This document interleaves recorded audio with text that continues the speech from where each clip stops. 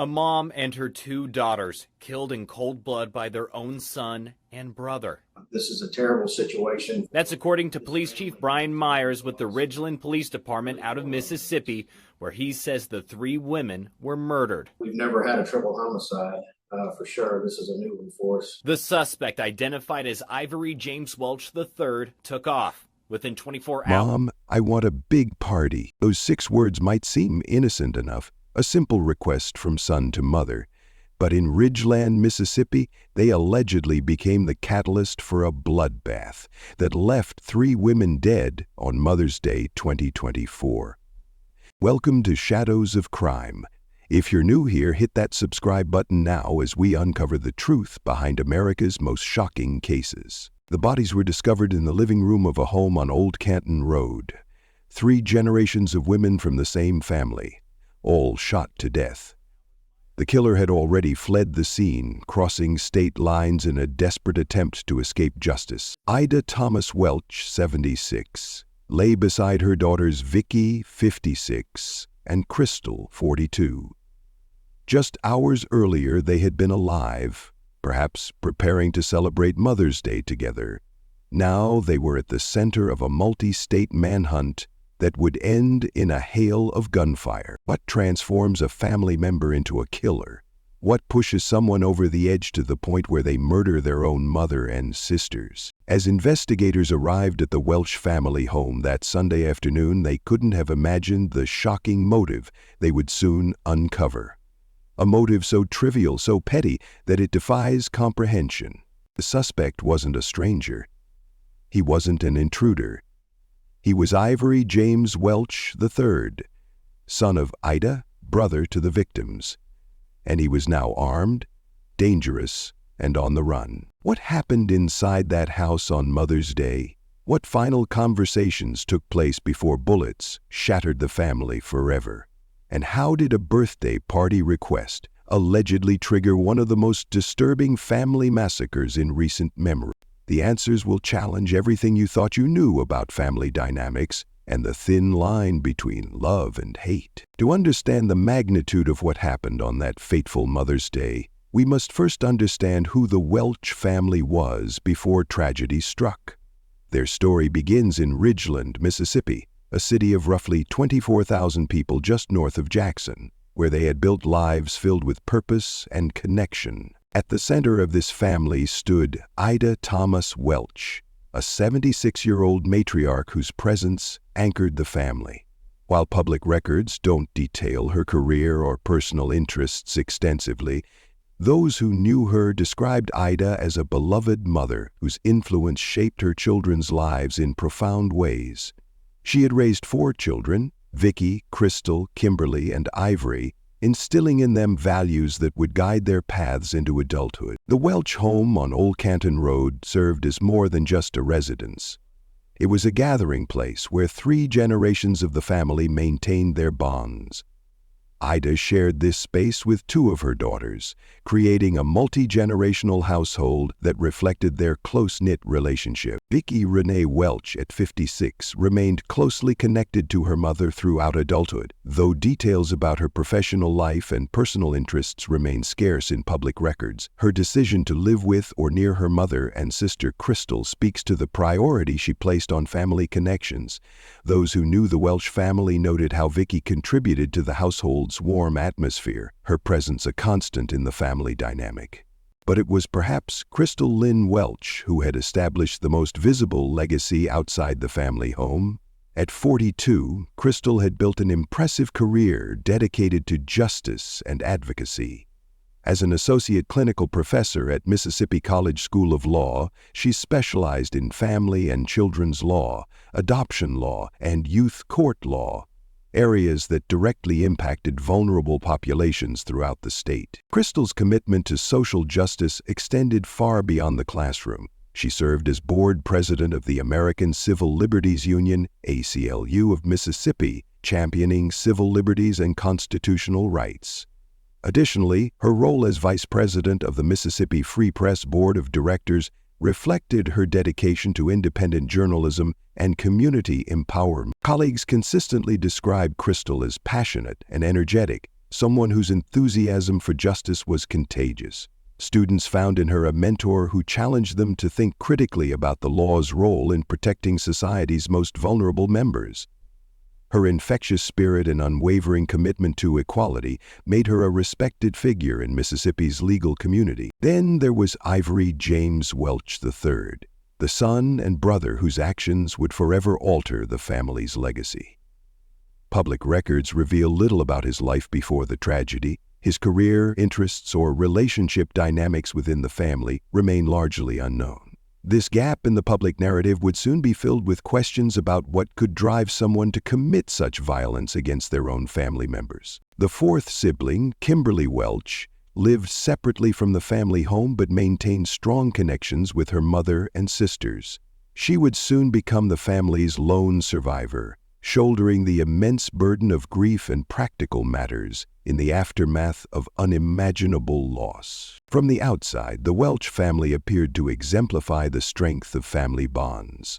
3 generations sharing space and life experiences, supporting each other through life's challenges, a mother who had raised accomplished children, a daughter who had dedicated her career to protecting families and children through the legal system. No one could have predicted that this family portrait would be shattered in a single day of violence. No one could have imagined that a dispute over something as ordinary as a birthday celebration would allegedly trigger a sequence of events ending in 3 deaths and a cross-country manhunt. As Mother's Day 2024 approached, there were no public signs of the tension that would erupt into violence. The Welch women prepared to celebrate the holiday together, unaware that it would be their last. May 12, 2024. Mother's Day. Across America, families gathered to celebrate the women who raised them. Breakfast in bed, handmade cards, flowers delivered to doorsteps. But at the Welch residence on Old Canton Road in Ridgeland, Mississippi, the day would end in tragedy. So profound it would send shockwaves through the community. The first sign that something was wrong came when family members couldn't reach Ida, Vicky, or Crystal by phone. Call after call went unanswered. Text messages remained unread. As hours passed, concern grew into alarm. This silence was uncharacteristic, especially on a day meant for family connection. By 3:30 p.m., worried relatives could no longer ignore their growing dread. They contacted the Ridgeland Police Department, requesting a welfare check at the Welch home. It was a decision born of love and concern, one that would unveil a horrific scene. Ridgeland Police Chief Brian Myers later recounted how officers approached the residence, knocking on doors and peering through windows. When no one responded, they made the decision to enter the property. What they discovered inside would haunt them for years to come. In the living room, a space once filled with family conversations and shared moments, lay the bodies of 3 women. Ida Thomas Welch, Vicky Renee Welch, and Crystal Lynn Welch had all been shot to death. The 76-year-old mother and her 2 daughters, aged 56 and 42, were positioned close to one another. Their lives ended violently in a place that should have been their sanctuary. The scene told a story of sudden violence. There were no signs of forced entry. Nothing indicated a robbery gone wrong. This wasn't the work of a stranger who had broken in. The precision and intimacy of the crime scene suggested something far more disturbing, that the killer was someone who belonged in that home.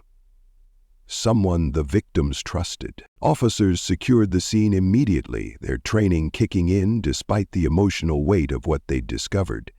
The Mississippi Bureau of Investigation was called to assist, bringing additional resources and expertise to the case. Evidence technicians photographed the scene, collected shell casings, and documented blood patterns. Medical examiners would later determine that all 3 women died from gunshot wounds, though the exact number of shots fired has not been publicly disclosed. As investigators worked inside the home, a critical question emerged. Where was Ivory James Welch III? The son and brother of the victims was notably absent. His vehicle was missing from the property. Calls to his phone went unanswered. With each passing minute, suspicion grew that he might be involved. Neighbors gathered behind police tape, struggling to process what had happened on their quiet street. One resident later told local news, "They were such nice people. I'd see Crystal leaving for work in the morning, always with a smile and a wave. I can't believe this happened to them." Inside the home, investigators discovered something that would prove crucial to understanding the motive. Evidence suggesting a heated argument had occurred before the shootings. While officials had been careful not to disclose all details, sources close to the investigation pointed to a dispute over a birthday celebration for Ivory. What began as a request for a lavish party had apparently escalated into deadly violence when that request was denied. The timing added another layer of tragedy to an already devastating situation.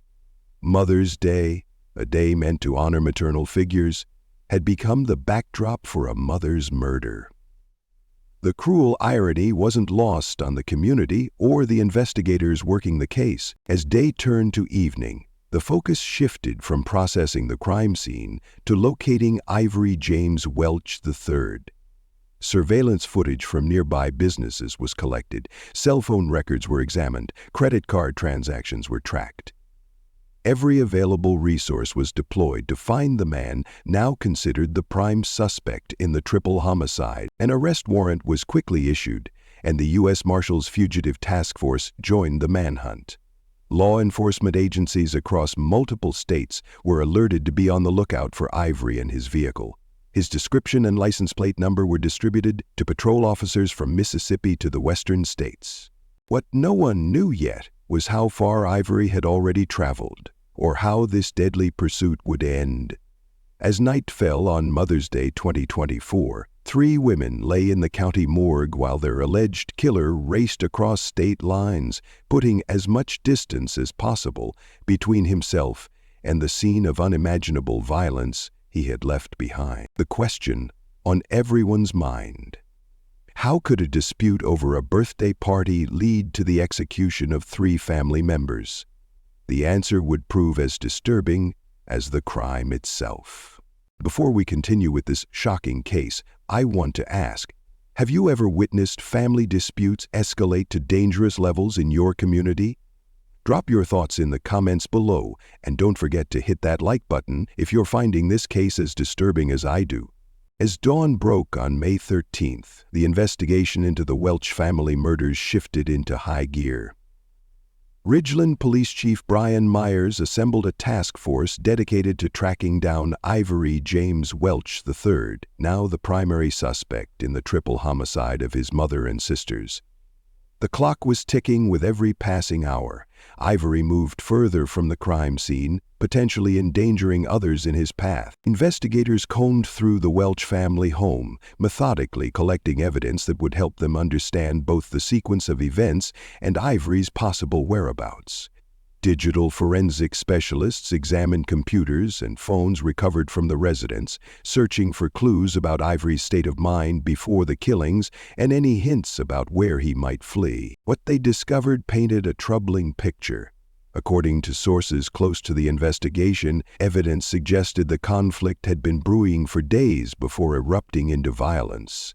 Text messages and witness statements indicated Ivory had been demanding an elaborate birthday celebration, one that would have strained the family's finances. When his mother and sisters refused, tension escalated rapidly. This wasn't a spontaneous act of rage, one investigator noted off the record. The evidence suggests premeditation. He came prepared to kill. Meanwhile, financial records showed Ivory had withdrawn a significant amount of cash the day before the murders, suggesting he had planned his escape in advance.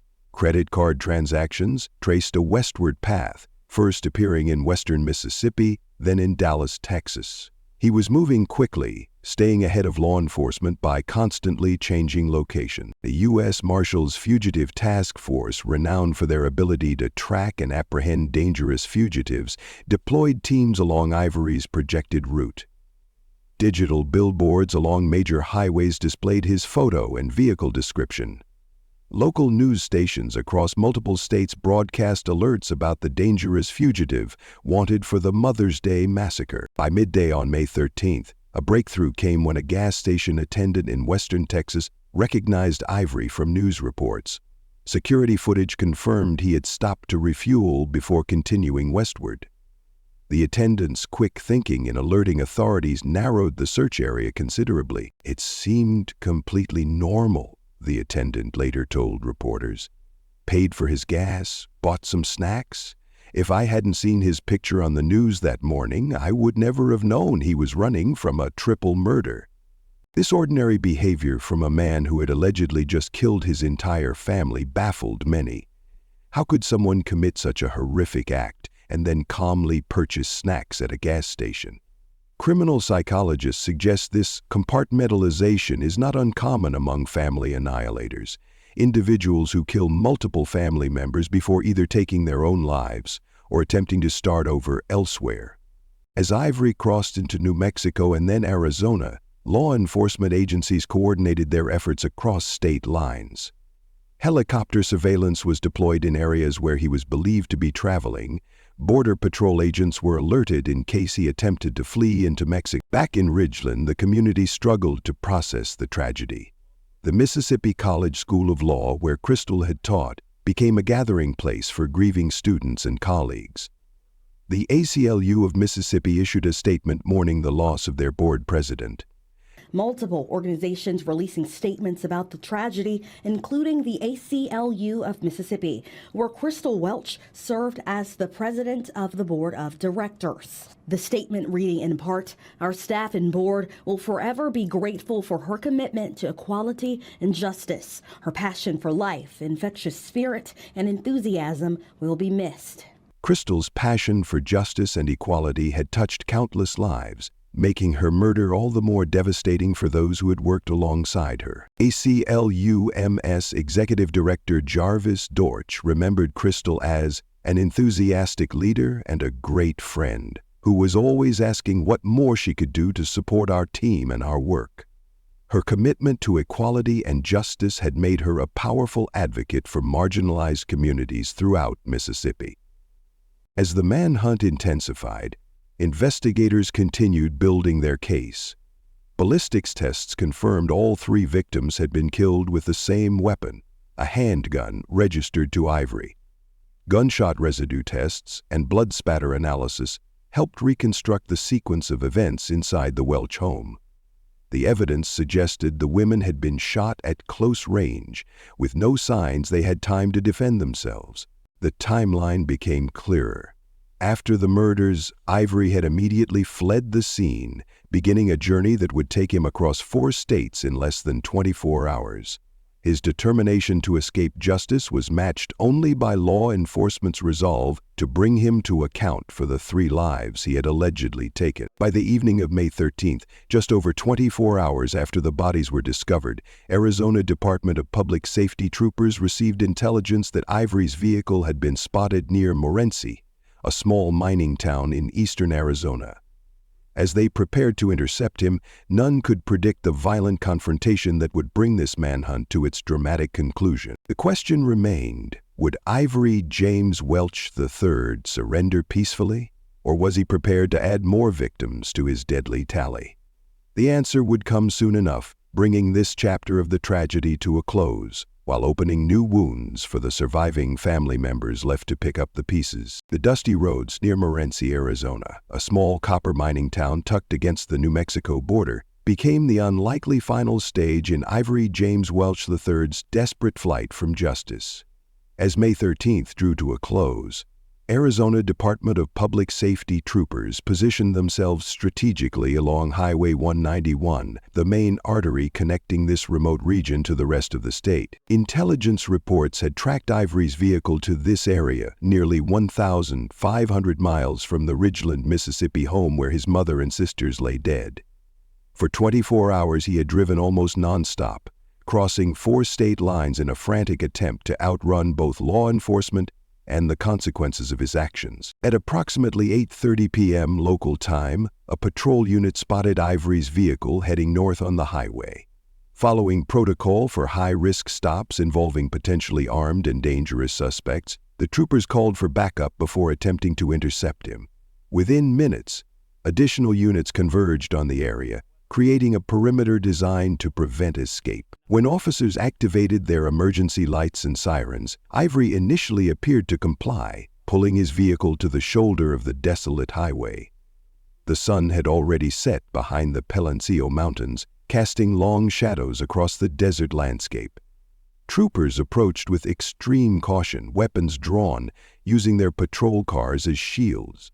"Driver, show your hands and exit the vehicle slowly," came the command over the patrol car's loudspeaker. The standard procedure for felony stops: clear, direct instructions designed to maintain officers' safety while taking dangerous suspects into custody. What happened next transformed a textbook arrest into a deadly confrontation. Without warning, Ivory threw open his car door and emerged with a handgun, likely the same weapon used to kill his family members just a day earlier. Before officers could react, he opened fire, sending bullets ricocheting off patrol vehicles. Arizona troopers, trained for precisely such scenarios, returned fire immediately. The quiet desert night erupted with the sound of gunshots echoing across the landscape. For local residents in nearby homes, the sudden violence shattered the evening calm, sending many diving for cover as a firefight unfolded on their normally peaceful highway. "It sounded like a war zone," one witness later told local news. "Just pop, pop, pop, over and over. I hit the floor and called 911, not knowing the police were already there." The exchange of gunfire lasted less than a minute, but in those brief chaotic moments, Ivory James Welch III's violent journey came to its conclusion. Multiple rounds struck him in the torso and head. Despite immediate medical attention from officers at the scene, he was pronounced dead before emergency medical services could arrive. None of the responding officers were injured in the shootout, a fact later attributed to their tactical positioning and training. Body camera footage would later confirm that Ivory had fired first, leaving the troopers no choice but to respond with deadly force. A search of Ivory's vehicle revealed the handgun used in both the Arizona shootout and, ballistics would later confirm, the Mississippi murders. Also discovered were several $1,000s in cash, multiple changes of clothes, and a hastily scrawled journal that offered disturbing glimpses into his mindset. While authorities have not released the journal's full contents, sources familiar with the investigation indicated it contained rambling justifications for the murders, focused primarily on perceived slights and rejections from family members. The birthday party dispute featured prominently, portrayed as the final insult in what Ivory characterized as a lifetime of disrespect. The writings show a profound disconnect from reality, one investigator noted. He transformed a routine family disagreement into an existential crisis that, in his mind, justified eliminating his mother and sisters. This psychological perspective offers a window into the mind of a family annihilator, someone who views family members not as individuals with their own rights and autonomy, but as extensions of themselves who must conform to their expectations or face elimination. When news of Ivory's death reached Ridgeland, Mississippi, the community's reaction was complex. There was relief that the dangerous fugitive had been apprehended, preventing potential harm to others. Yet there was also a profound sadness that the violence had claimed a fourth life, albeit the life of the man responsible for the initial tragedy. For law enforcement officials who had worked tirelessly to track Ivory across 4 states, the outcome brought a mixture of professional satisfaction and human regret. The case was closed, the immediate danger neutralized. But nothing could bring back Ida, Vicky, and Crystal Welch. Nothing could undo the devastation wrought upon a family and community in the span of just 36 hours. As investigators from Mississippi and Arizona collaborated to piece together the final timeline, one question continued to haunt everyone involved. How could a dispute over something as trivial as a birthday celebration escalate to multiple murders? The answer, it seemed, lay not in the specific trigger, but in deeper psychological issues that had remained hidden beneath the surface of family life until they erupted in violence. The Arizona desert, with its stark beauty and harsh realities, became the unlikely endpoint of a tragedy that began in a Mississippi living room on Mother's Day. As night fell completely over Morenci, crime scene technicians worked under portable lights. documenting the final chapter in a case that would leave an indelible mark on everyone involved. As news of the shootout in Arizona reached Mississippi, Kimberly Welch faced an unimaginable reality. In just 36 hours, she had lost her mother, 2 sisters, and her brother. Once part of a close-knit family of 5, she now stood alone, the sole survivor of a tragedy that had unfolded with devastating speed. In the days following the murders, Kimberly launched a fundraising campaign to cover funeral expenses and legal matters associated with settling her family members' estates. The response from the community was immediate and overwhelming. Donations poured in from colleagues, friends, students, and even strangers moved by the family's story.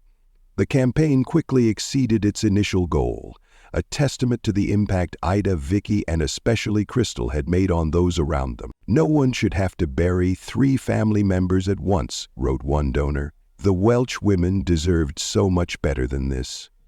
The triple funeral held at a Ridgeland church drew hundreds of mourners. Photos of Ida, Vicky, and Crystal smiled out from beside their caskets, images of happier times that stood in stark contrast to the circumstances of their deaths. Former students of Crystal's lined the walls of the church, many wearing buttons with messages about justice and equality, causes she had championed throughout her career. The Mississippi College School of Law established the Crystal Lynn Welch Memorial Scholarship for students pursuing careers in family advocacy and civil rights law. The dean announced the scholarship at the funeral, noting that while Crystal's life had been cut tragically short, her legacy would continue through future generations of attorneys committed to the principles she had embodied. Crystal believed the law should protect the vulnerable and give voice to the voiceless, the dean told the assembled mourners. This scholarship will ensure her vision continues long after we've laid her to rest. The ACLU of Mississippi held a separate memorial service, highlighting Crystal's contributions to civil liberties in the state. Executive Director Jarvis Dortch spoke movingly about her passion and commitment. She was always asking what more she could do to support our team and our work. Our staff and board will forever be grateful for her commitment to equality and justice. Her passion for life, infectious spirit, and enthusiasm will be missed beyond measure. The Mississippi Free Press, where Crystal had served as vice president of the board, dedicated an issue to her memory, featuring testimonials from colleagues and profiles of the cases and causes she had championed throughout her career. The publication established an annual award in her name for excellence in reporting on civil rights issues. For the legal community in Mississippi, Crystal's murder represented not just the loss of a colleague, but the silencing of a powerful voice for justice. Courthouse flags flew at half-mast, and a moment of silence was observed in courtrooms across the state.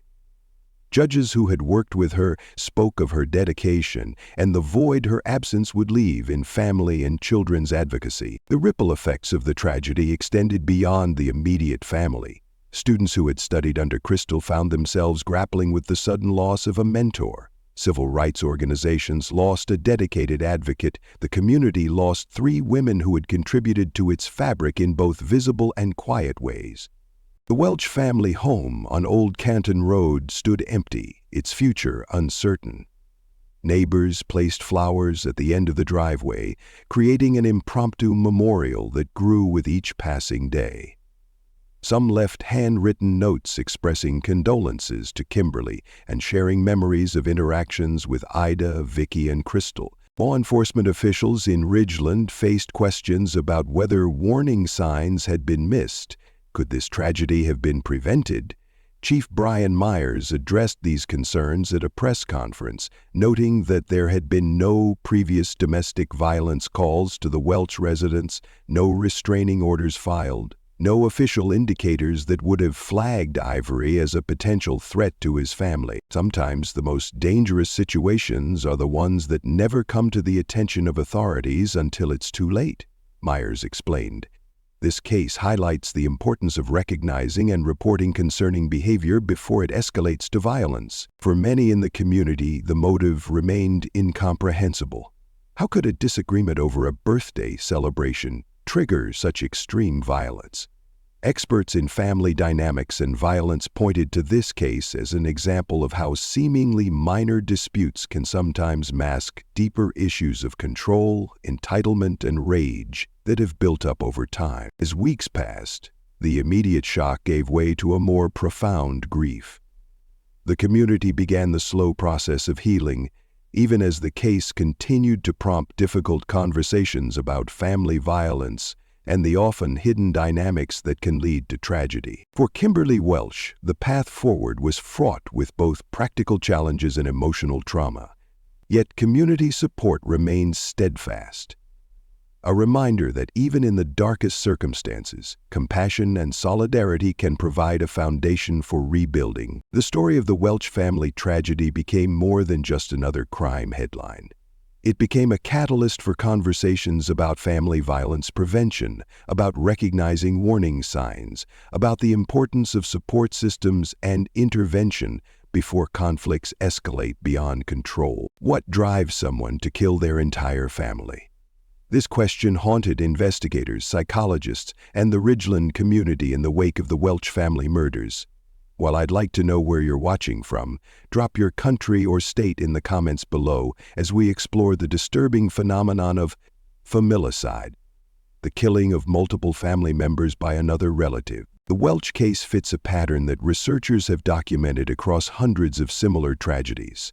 Familicide typically involves a perpetrator, most often male, who decides to eliminate family members following a perceived rejection, loss of control, or anticipated separation. What makes these crimes particularly disturbing is how they transform the home, traditionally a place of safety, into a murder scene. Unlike stranger homicides, family killings often involve significant planning. Evidence from Ivory's journal and his pre-murder cash withdrawals suggest his actions weren't impulsive, but calculated. This aligns with research showing that many family annihilators contemplate their crimes for days or weeks before acting. The birthday party dispute that allegedly triggered the Welch murders might seem trivial to outside observers, but experts suggest such seemingly minor conflicts often serve as the final breaking point after long, simmering tensions.